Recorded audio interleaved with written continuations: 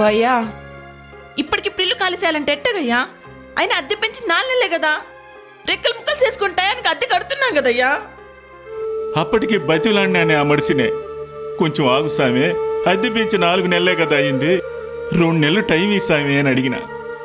ఎనలేదే ఆ మడిసే. ఎవరో అద్దె పెంచి ఎత్తామన్నారేమో, అందుకే మనల్ని ఖాళీ చేయమంటున్నాడు. ఆశ పుట్టినాదయ్యా మనిషికి. మీ ఆస్తి ఇమ్మని అడిగానా? నా ఇల్లు ఖాళీ చేసి నాకేమని అడిగా? సాయిలు, ఇల్లు అద్దెకు కావాలి అని అడిగినప్పుడు నువ్వెట్టా ఉన్నావో, నా ఇల్లు ఖాళీ చేసి నాకేమని అడిగినప్పుడు కూడా అట్టాగే ఉండాలిరా. నా రాబడి నువ్వు లెక్కకూడదు. నిజమే సామె, నేను చేయనన్నా. 2 నెలలు టైం అడిగిన, ఇప్పటికప్పుడు ఖాళీ చేయాలంటే ఎట్టా సామె? నాకు దాహం వేసినప్పుడు నాకు గ్లాసులో నీళ్లు కావాలరా, తర్వాత నువ్వు కుండలో నీళ్ళు ఇచ్చినా ఉపయోగంలే. పడి పంతులు నాకు అడ్వాన్స్ ఇచ్చిపోయాడు. రేపీ సరికల్లా ఇల్లు ఖాళీ చేయాలి. నా సంగతి నీకు పూర్తిగా తెలీదు. చెయ్యి, ఇల్లు ఖాళీ చెయ్యి.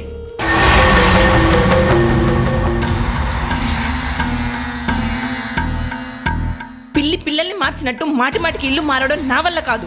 చూస్తుండవు కదే ఆ మడిసి ఎట్ట మాట్లాడుతున్నాడు, నన్ను మాత్రం ఏం చేయమంటావు? ఏమైంది? దండాలమ్మా, ఇల్లు మళ్ళీ ఖాళీ చేయాలమ్మా. ఎందుకలా? ఈ ఇంట్లో చేరి 5 ఏళ్ళయిందమ్మా.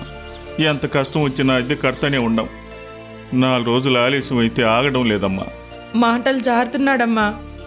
డబ్బు లేనోళ్ళం గాని మర్యాద లేనోళ్ళం కాదు కదమ్మా. ఎప్పుడు అద్దె పెంచినా స్తోమతకి మించి కడతానే ఉన్నాం తల్లి. ఈ 5 ఏళ్లలో ఇంటికి కట్టిన అద్దెతో ఇట్టటిల్లు 2 వచ్చేవమ్మా. సొంత ఇంటి గురించి ఎందుకు ఆలోచించలేదయ్యా? నేను చెప్తే ఇంట కదా, అప్పటికి నేను గొలుసిస్తానన్నానమ్మా. ఆ చేపని గొలుసుకోవాలి ఒకటే, అది అమ్మితే 2 దారబందరాలు కూడా రావు. నిరుపేదలకు సొంత ఇల్లు ప్రభుత్వమే కట్టిస్తుంది కదా, మీకు తెలియదా? అవన్నీ మా బోటోళ్ళకి కాదమ్మా. ఆ ఏయో జనభూమి కమిటీలంట, ఇల్లు ఎవరికి మంజూరు చేయాలో వాళ్ళే చెప్తారంట. నిరాశపడకు సాయిలు, మీలాంటి నిరుపేదలకు త్వరలోనే సొంత ఇంటి కల నిజం కాబోతుంది. ఎంతలోనే అంత మా ఏం జరుగుతుందమ్మా. మంచి రోజులు వస్తున్నాయి.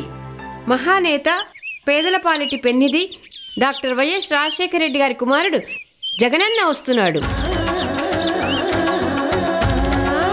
జగనన్న ముఖ్యమంత్రి అయ్యాక ప్రతి పేదవాడికి సొంత ఇంటి కల నెరవేరుస్తాడు. అవునా అమ్మా? జగనన్న ప్రభుత్వం రాగానే 25 లక్షల పక్కా ఇల్లు లేని నిరుపేదలకు దశల వారీగా ఇవ్వబోతున్నారు. రిజిస్ట్రేషన్ ఆడవారి పేరు మీదే చేస్తారు.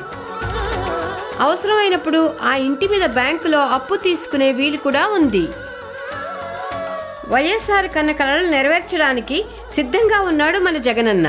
అవునా అమ్మా? అవును గౌరీ, జగనన్న మాట ఇస్తే మీకు సొంతిల్లు వచ్చినట్లే.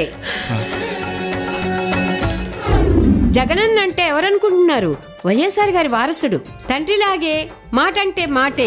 పేదల సొంత ఇంటి కల నిజం చేయడానికి వస్తున్నాడు జగనన్న.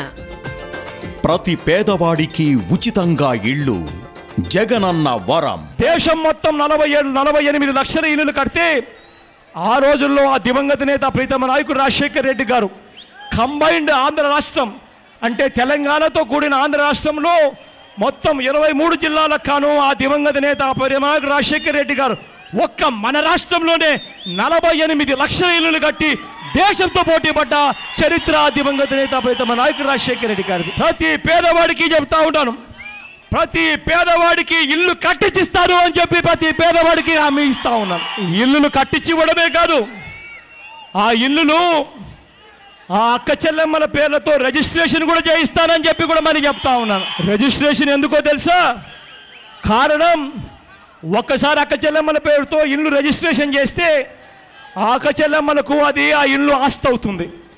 ఒక్కసారి అక్క చెల్లెమ్మలకు ఆ ఇల్లు ఆస్తి రూపంలో వస్తే ఆ అక్క చెల్లెమ్మలకు రేపొద్దున ఎప్పుడైనా డబ్బుతో అవసరం పడితే 30,000, 40,000, 50,000 అవసరం పడితే నేరుగా బ్యాంకుకు వెళ్ళి అదే ఇంటిని తాకట్టు పెట్టి పావుల వడ్డీకి ఆ డబ్బులు వచ్చేట్టుగా కూడా చేస్తామని చెప్పి ఆ అక్క చెల్లెమ్మల కోసం చెప్తా ఉన్నా.